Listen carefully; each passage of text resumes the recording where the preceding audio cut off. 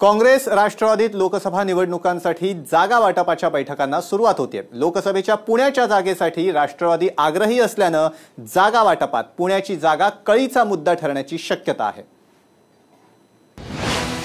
काँग्रेस एनसीपीच्या जागा वाटपात पुण्याची जागा कळीचा मुद्दा।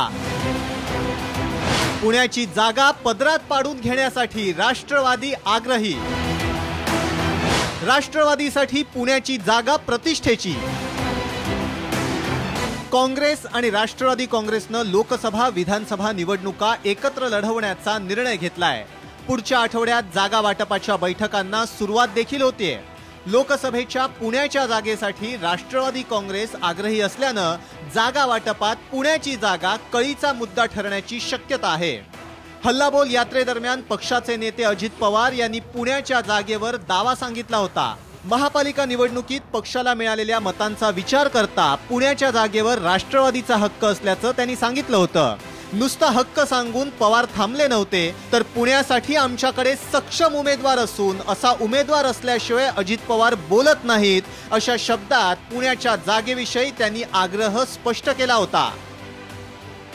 राष्ट्रवादीने या जागेवरती दावा करण्याचं मुख्य कारण म्हणजे गेल्या विधानसभा निवडणुकीमध्ये राष्ट्रवादीच्या उमेदवारांना मिळालेली मतं आणि त्या पाठोपाठ झालेली महापालिका निवडणुकामध्ये जवळजवळ सर्वच प्रभागामध्ये राष्ट्रवादीचे 2 नंबरला उमेदवार होते।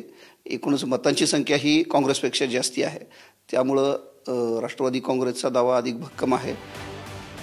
पक्षाचे नेते शरद पवार यांनी दोन्ही काँग्रेस लोकसभा आणि विधानसभा निवडणुका एकत्र लढणार असल्याची घोषणा नुकतीच केली आहे। या पार्श्वभूमीवर पक्षात पुण्याच्या जागेची चर्चा जोरात सुरू झाली आहे। पुण्यात काँग्रेसपेक्षा राष्ट्रवादीच ताकदवान असून विधानसभा महापालिका निवडणुकीत काँग्रेसपेक्षा अधिक मतं राष्ट्रवादी काँग्रेसला मिळाली आहेत। त्यामुळे पुण्याची जागा राष्ट्रवादी काँग्रेसलाच मिळावी असं अजित पवार यांच्या पाठोपाठ त्यांचे कार्यकर्ते आणि पुण्यातले पदाधिकारी म्हणू लागले। पुणे लोकसभेची जागा ही काँग्रेसची पारंपरिक जागा राहिली आहे। सध्या इथे भाजपचे खासदार असले तरी जागा वाटपात पुण्याची जागा काँग्रेस लढवतं असा संकेत आहे। पण आता मात्र जागा वाटपात राष्ट्रवादी ही जागा प्रतिष्ठेची करणार हे निश्चित आहे। भाजपचे खासदार अनिल शिरोळे यांनी तर दिल्लीत शरद पवार यांच्या नावाची पुणे लोकसभेसाठी चर्चा सुरू असल्याचं पत्रकार परिषदेत सांगितलं। त्यामुळे पुणे हा एकदम व्हीआयपी मतदारसंघ बनलाय। त्यातच अजित पवार ज्या आक्रमक पद्धतीनं पुण्यासाठी युक्तिवाद करतायत ते पाहता पक्षातील दिग्गज नेत्यासाठीच ते असं बोलत असावेत असं कार्यकर्त्यांना जाणवू लागलंय।